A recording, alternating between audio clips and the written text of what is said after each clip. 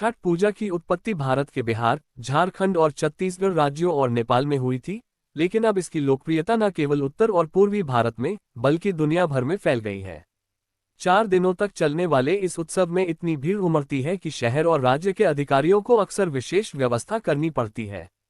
दिवाली के 6 दिन बाद मनाया जाने वाला छठ पूजा कार्तिक ग्रेगोरियन कैलेंडर के अनुसार अक्टूबर-नवंबर के चंद्रसौर माह में आता है।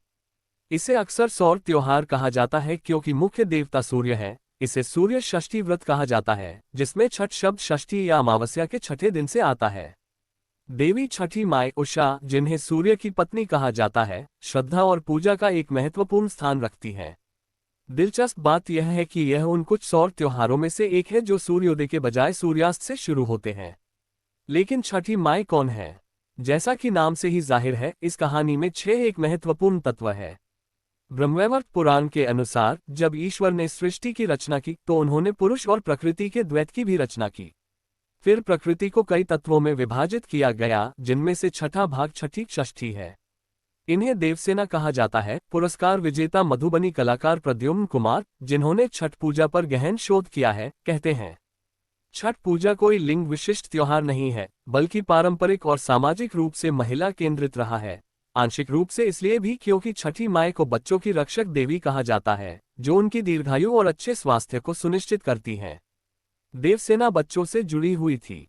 वर्तमान बिहार और झारखंड के आसपास के क्षेत्र में राजा प्रियव्रत और उनकी रानी मालिनी थे।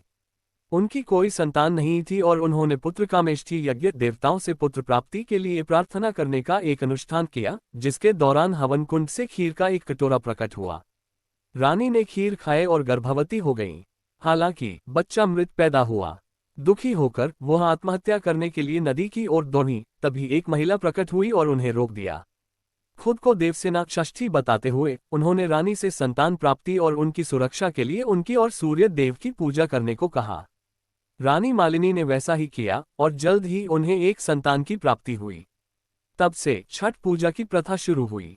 वंश को कायम रखना, बच्चों के दाता और रक्षक के रूप में छठी माई का एक और संदर्भ केस सिंह के paper solar tradition in tribal and folk culture of India में आता है। वह लिखते हैं, कथाएं जैसी कि आज सुनाई जाती हैं कई अन्य पंथों के प्रभाव का भी प्रमाण देती हैं, जैसे कि छठी माई नामक माँ देवी का प्रभाव।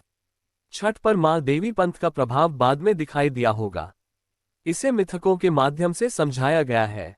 ऐसा कहा जाता है कि देवी का जन्म असुरों और देवताओं के बीच महान युद्ध के बाद खुशी बहाल करने के लिए बिहार में हुआ था।